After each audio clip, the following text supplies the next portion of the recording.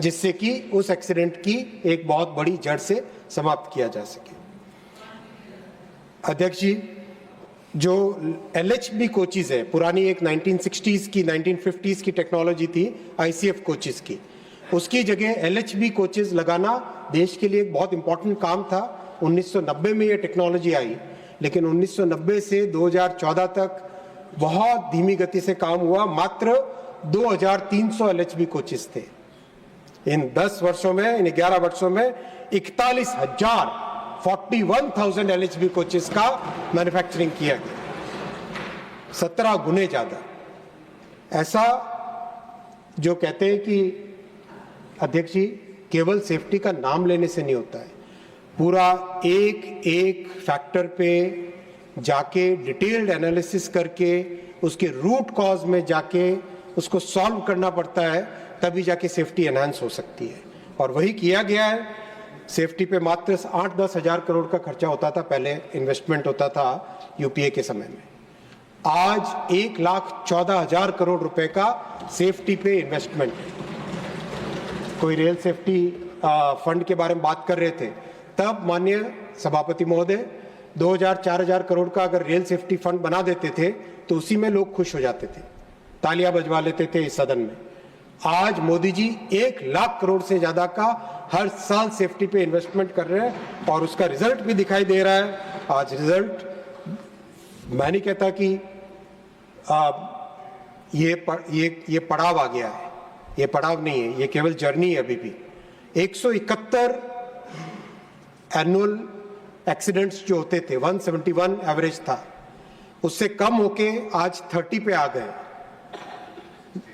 30 पे आ गए। अरे भाई, आज इस साल तो आज इस लेवल पे आने के बावजूद भी हम सेटिस्फाइड नहीं है। हमें और भी इसमें प्रयास करने हैं और इसमें हर एक फैक्टर में हमें रूट कॉज में जाके रूट कॉज को ही सॉल्व करना है। केवल लीपापोती से काम नहीं होता जैसा कि आपके टाइम में करते थे। आज हमें रूट कॉज में जाके सॉल्व करना पड़ेगा। बात कवच की आई और एंटी कोलिजन डिवाइस की बात तीन मान्य सांसदों ने की। मैं फिर इसको कहता हूं, उसको पॉलिटिक्स से ऊपर उठ के देखें आप।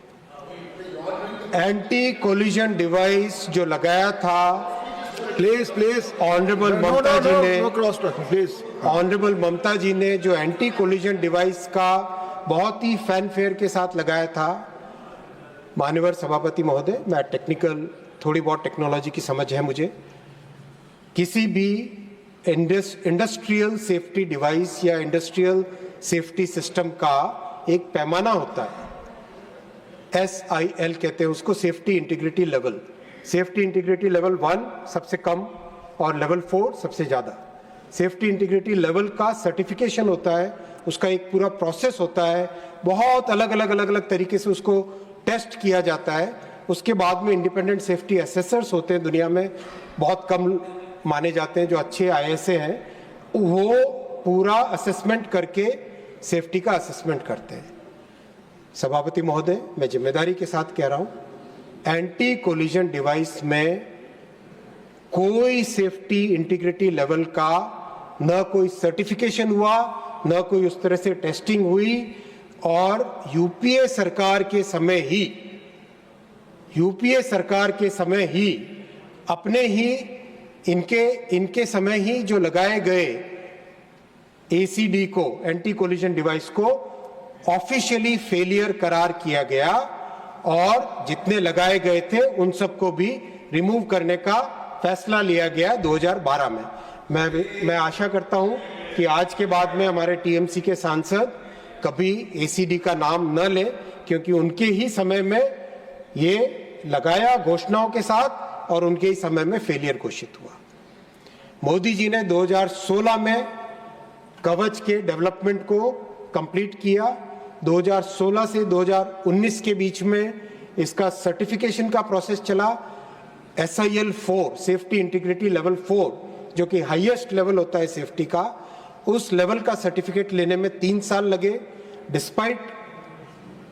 डिस्पाइट कोविड के 2 साल, 20 और 21 के 2 साल का एक सेटबैक रहा, फिर भी लगातार एक्सपेरिमेंट्स करते रहे और भारत बहुत ही एक, हमारा रेलवे नेटवर्क बहुत ही एक वाइड, अलग अलग डाइवर्सिटी का रेलवे नेटवर्क है। माननीय सभापति महोदय, कहीं पे बहुत ह्यूमिडिटी वाला एरिया है, कहीं पे ड्राई डेजर्ट का एरिया है, कहीं पे पहाड़ का एरिया है, कहीं पे नदियों वाला एरिया है। इन सब चीजों को ध्यान में रख के सारे फीचर्स को डिवाइस में लाना, ये हमारे सामने जिम्मेदारी थी। उस जिम्मेदारी को पूरा किया। 2021 से लेकर 2024 के बीच में 3 साल लगे। हर तरह के फीचर्स, हर पर्टिकुलर सिचुएशन में उसको टेस्ट किया और 16 जुलाई 2024 को कवच का वर्जन 4.0 फाइनली आरडीएसओ ने अप्रूव किया और अब 10,000 लोकोमोटिव एक साथ ऑर्डर टेंडर निकल चुका है, ऑर्डर्स प्लेस किए जा चुके हैं और 15,000 किलोमीटर का एक साथ काम इस पे कवच का चल रहा है। जो कह रहे थे कि 2% हुआ है और इसी गति से चलेगा, नहीं, ये मोदी जी के काम करने की ऐसी प्रवृत्ति नहीं है। जो मैं फिर जिम्मेदारी के साथ कहता हूं, जो समृद्ध देशों ने 20 साल में काम किया, जो समृद्ध देशों ने 20 साल में काम किया, वो हम इन 5 वर्षों में कंप्लीट करके दिखाएंगे। ये हमारा संकल्प, ये हमारा संकल्प है और इस संकल्प में जो साथ दे, आपको धन्यवाद, साथ नहीं दे तो देश आपको विदा भी कर देगा।